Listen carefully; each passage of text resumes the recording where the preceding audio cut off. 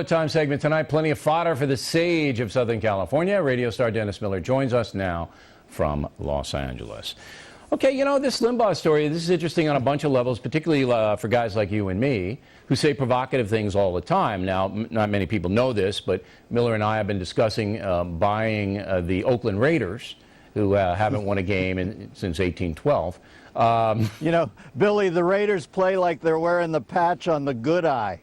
No, they came into New York last Sunday. It was sad. It's a sad situation because they used to be such a great team.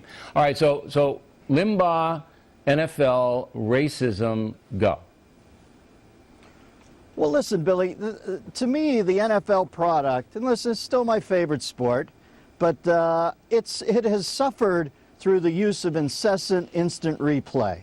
I think in an effort to get it perfect, they're not getting it right anymore. And by right, I mean it's not as enjoyable to me when, you know, the Patriots have an 8-minute break with 2 minutes left in their game. So they have replay rules that league. If he has said this stuff, let him live by the same rules. I want to hear it. I keep hearing all these contentions of what Rush Limbaugh has said. You know, if our southern border was as scrutinized as this guy, it wouldn't be as porous. Everybody listens to him every day. They have been for years. Every utterance is on tape. I'd like to hear some of these quotes, you know, that they say happen. No, we couldn't I haven't find heard them. some of them. Yeah, we couldn't find them, and we put our researches on them. Then I don't think they exist. Who's more scrutinized than Limbaugh, for God's sakes? They put an OnStar button in the middle of his forehead. They follow him wherever he goes. But what does it say about the NFL, then, if they basically are taking rumor and innuendo kicked out by people who don't like Limbaugh's politics, like Al Sharpton, and they say, well, gee, we heard he said this, so we're not going to let him buy in. That's number one. And then there's the Donovan McNabb controversy, number two. It says that the NFL, where I was lucky enough to be for a couple years, and is a fun ride. I'm telling you, it's cool. It's like a boys' clubhouse for adults, but it also is the most politically correct environment I've ever seen in my life. You got to remember, you have a sporting press out there that fancied at one point they were going to change the world. And instead, they ended up writing down and distance stories about high school teams for $1, you know, every page inch. And I think a lot of them now have this zeal that they're going to be the ones who are going to winnow out the next great injustice done racially in this country. So it's a tough, politically correct climb. I don't even know why Limbaugh would want to be in, quite frankly. Well, you know, it's fun to be in, and you get to see, look at Jennifer Lopez and Mark Anthony, and they're in their little booth, and they're dancing and all. But Billy, you remember 3 years ago when you and I each bought 1/32nd part share in that badminton league that they had going up there in the Northwest. Didn't work out, Miller. I'll never listen to you again. Badminton in Alberta, Canada, not happening. You know, I don't know how the hell I sold it to you, and when we tried to get them to go from plastic strings to gut, and they bridled, I knew we weren't long for it. Okay. Now, Donovan McNabb, I think, is an excellent quarterback. I always have. And Limbaugh doesn't. And Limbaugh says that he's overrated because a lot of people wanted black quarterbacks to succeed. So that seems to be the millstone around Limbaugh's neck. Is that legitimate? Well, I don't know if it's legit or not, but so be it. I go to football to get away from all the day-to-day crap of the world. I see uniforms. I don't see colors. I have such a headache from the non-stop uptightness in this country that I watch these games to go away from all that. If that does him in, so be it. It's not the end of the world. All I know is Mark Cuban's in the NBA. You remember that dust-up he had last year where he said to Kenyon Martin's mother, your son's a thug? I mean, I don't know. Does that make Mark Cuban a racist? Well, Jay-Z, the rapper Jay-Z owns part of the New Jersey Nets, and he did this big riff on white America being bad at the inauguration weekend, and he had no problem with that. Okay. I think we see the hypocrisy here, and it's wrong.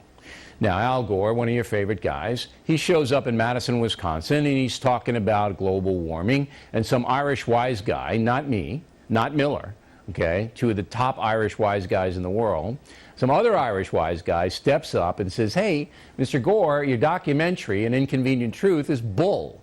Roll the tape. Well, the number of polar bears have increased, actually, and are increasing. You don't think they're endangered, do you? The number of polar bears have increased. Do you think they're endangered?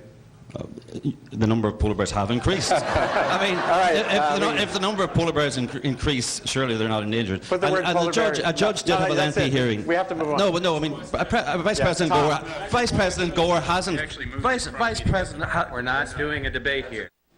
All right. So what do you think about that?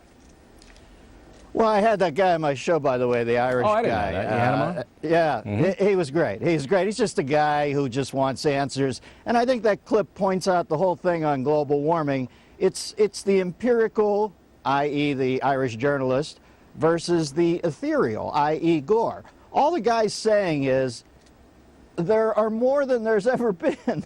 The population is increasing. And then Gore goes to that feeling card. Are you saying they're not in danger?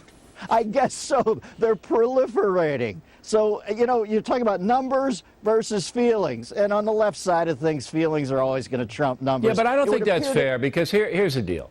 A lot of people go to warm climates to relax, and when you relax, you might procreate a little bit more. And, you know, you're down in the Caribbean or Hawaii, and so the polar bears are basically now not cold as they used to be, and they're kind of living a little bit more la vida loca. You know what I'm talking about, Miller?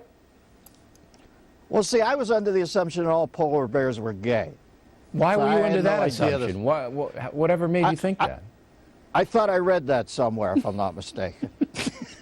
I had heard that Canute was gay.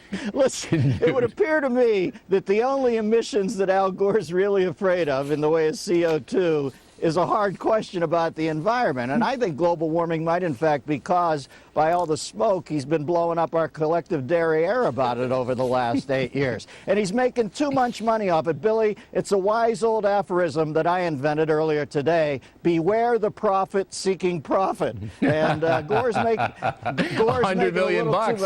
He's making a little too much quan off this. All right. Talking about profit. Major U.S. banks and securities firms will pay record bonuses this year.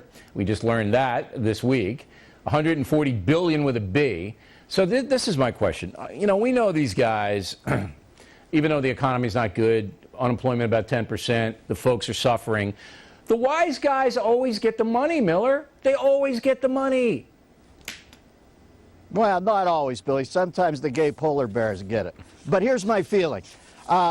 If you trust Wall Street, the reason it's called Wall Street is because you got to be as thick as a wall to trust it. Listen, I like my guy on Wall Street, but I assume if it comes down to him making a buck for himself or a buck for me, he's going to make the buck for himself. All the money I save with Geico, I give the Geithner, to put it in a simplistic way, and I just don't. I don't. But go what happened into to change Street. we can believe in? I mean, we elected Obama, we, the collective American voter, to clean all this stuff up, and it's just the same stuff. Guantanamo's still there, Iraq is still there, the Wall Street wise guys are making more money than ever.